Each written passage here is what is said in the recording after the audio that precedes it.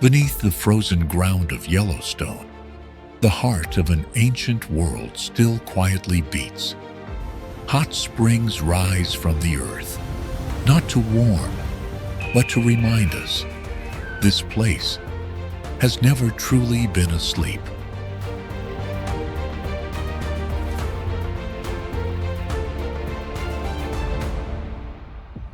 This is where earth, fire, and ice once collided, creating the harshest land where life has ever taken root.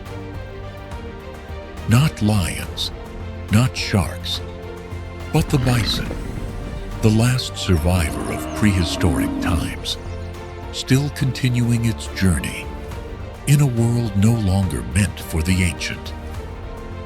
Where instinct must fight for every breath, life is not given, it must be seized. And those who fail to adapt will be wiped out from this ancient land. Before we begin, let us know where you're watching from in the comments below. Being connected with nature lovers around the world is an honor for us. Welcome to Yellowstone Wild, Battle for Survival in Ancestral Land.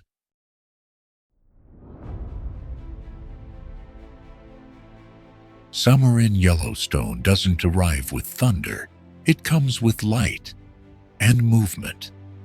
After long months of freezing, when the snow recedes from the mountain slopes, Yellowstone seems to awaken with its own breath. From late June to mid-August, daytime average temperatures hover around 21 degrees Celsius, but can rise to nearly 30 degrees Celsius in lower areas. At night, temperatures can still fall below 10 degrees Celsius. A short summer, but enough to awaken all the life cycles waiting to emerge.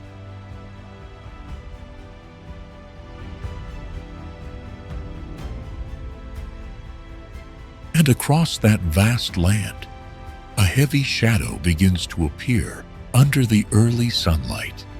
No hurry, no warning. But when those footsteps return, summer has officially begun.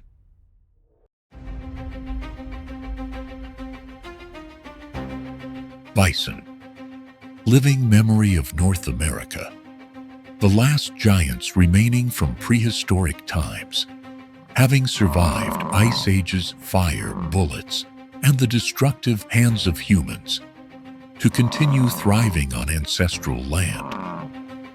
They don't need weapons, only memory, and instincts forged over millions of years.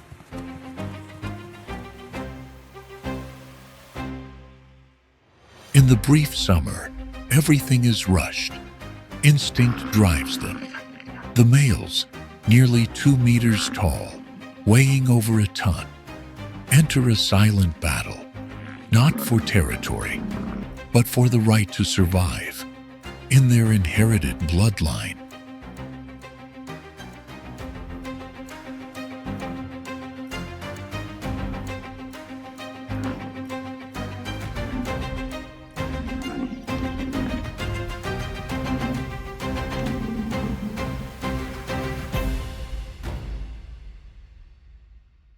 Horns, up to 60 centimeters long, are weapons.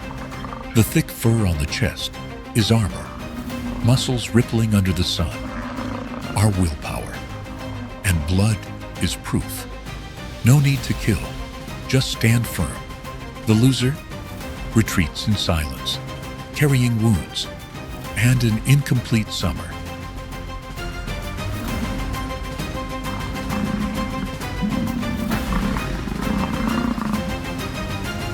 This is not a scene of cruelty, but a ritual of life. The mating season ends. The first winds carry strange signs. No calls needed, no maps required. Instinct tells them this grassland is no longer enough. The cold is approaching, and to survive, they must leave. A new journey begins, no longer a battle between males, but a struggle against winter, hunger, and predators. And only the strong will make it to the end.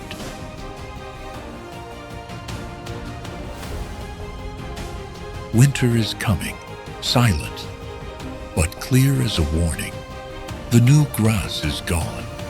The earth begins to tighten. The bison herd must move on to lower valleys where snow has not yet blanketed the land. Behind them, summer has ended. Ahead lies a long, silent, hungry season.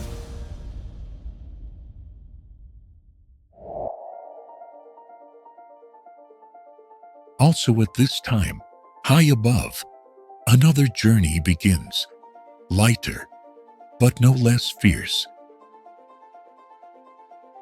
The gray cranes, beings cloaked in the silver hues of evening clouds, leave the icy steppes of Mongolia, seeking the warmth of the south. A journey over 5,000 kilometers long, on a path with no turning back. But before reaching paradise, they must cross the highest spear of the earth, the Himalayas, over 8,000 meters high, where the air is thin as mist, and the cold cuts like a blade through their wings.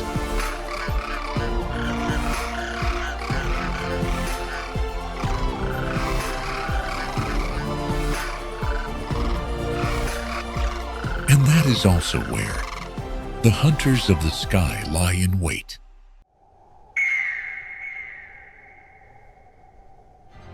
The golden eagle soars higher than the cranes, hidden in the steep wind currents, then dives like a living arrow. To bring down a crane, they coordinate like ancient raiders. Every strike calculated, no haste, but no room for error. The first journey is also the last. But for those who survive, beyond the dangers lies life. In a village called Kichan, in northern India, people have opened their arms. No hunting, no chasing away, only letting them return every winter. This is home to the largest congregation of gray cranes on Earth. And for the young cranes, the first journey has finally come to an end. Until next year. But not everyone finds paradise. Not every journey ends in survival. And for the bison herd, this is only the beginning of the road leading straight into winter. Winter comes without warning. It strikes, blanketing all in white, silent as death. In this frozen world, no one is truly prepared. Only those strong enough can carry on. The bison's double-layered coat is up to 5 centimeters thick, enough to keep warm under minus 40 degrees Celsius temperatures. Inside their bodies, they retain 10 to 15% fat reserves from summer. A silent oil lamp burns amidst cold winds and hunger. But heat does not make life. Food is what truly decides, and snow shares with no one.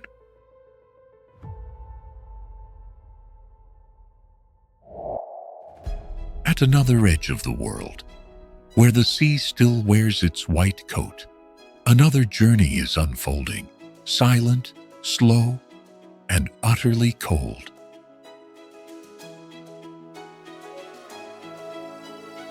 The narwhal, an animal once thought to be a mythical creature, but their tusks, over 3 meters long, are not magic. They are giant, spiraled canine teeth, growing through the jawbone. Every summer, they return to this very place in the Arctic, and patiently, wait for the ice to crack. The channel, small but long enough, becomes a lifeline through the frozen ocean. They follow it into shallow bays, where surrounding ice protects them from predators. But the truth is, the narwhal remains a mystery. They are rarely filmed underwater. They are fearful and vanish at unfamiliar sounds.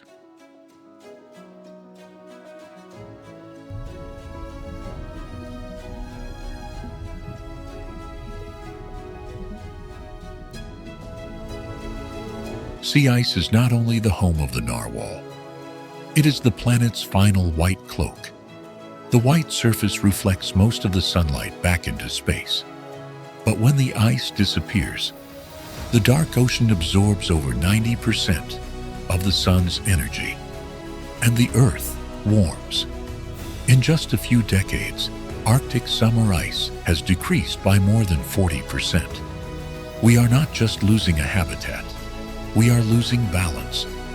Like the bison herds in the snow, narwhals keep moving, not for a noble cause, but simply to survive.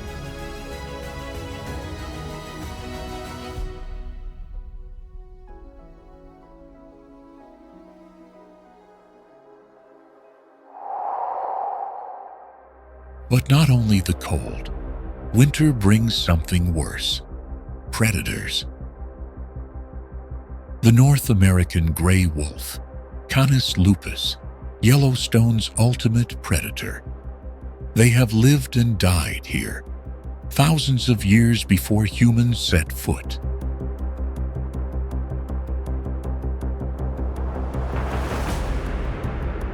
They don't need speed, only time. The goal isn't to kill, but to separate. Their strategy is simple: disrupt the formation, force the weaker, younger individuals out of the collective defense.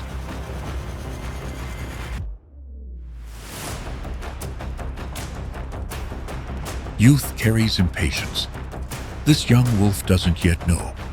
It is alone. It is not yet a complete warrior, but it carries the strength of one born on the wild plains. Alone, a wolf is no match. The bison, even the youngest, is still a survival machine weighing over 700 kilograms. But elsewhere, the fight is no longer one-on-one. They don't rush. They know how to slow down, exhaust, and bring down. Individual strength cannot withstand the tactics of a hungry wolf pack. In winter, any separation means death. This is not cruelty, but the law of nature. The weak feed the strong, and the cycle of life continues. No rituals, no farewells, only the wind and the breath of the survivor. When the first drop of ice melts, that's when the heart of this land beats again. Spring. Not loud, only quietly unfolding, like the first breath after the Earth's long sleep. The survivors continue their journey, but for some, this spring carries a responsibility heavier than survival. After 9 months of pregnancy and enduring the harshest winter of their lives, they prepare for the most sacred act, giving birth. This is why bison choose to mate in midsummer. They know if they mate when the grass is still green, then 9 months later, the calves will be born just as spring awakens. When the ground is warm and the plains are at their most fertile, not by chance, but by calculated instinct, not just to be born, but to survive from the very first moment.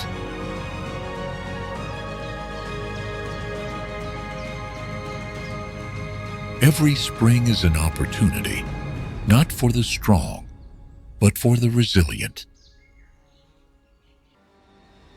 From blazing summer to harsh winter, from fierce battles to the first breath of life, We have traveled together, a journey of survival.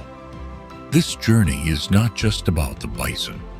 It is the story of instinct, memory, and the will to live on, despite all odds. If you find it worthy, please give the channel a like or subscribe. It's completely free. But for us, the silent creators of these films, it's a great encouragement to keep sharing nature's stories. Thank you for joining us. See you again on the next journey.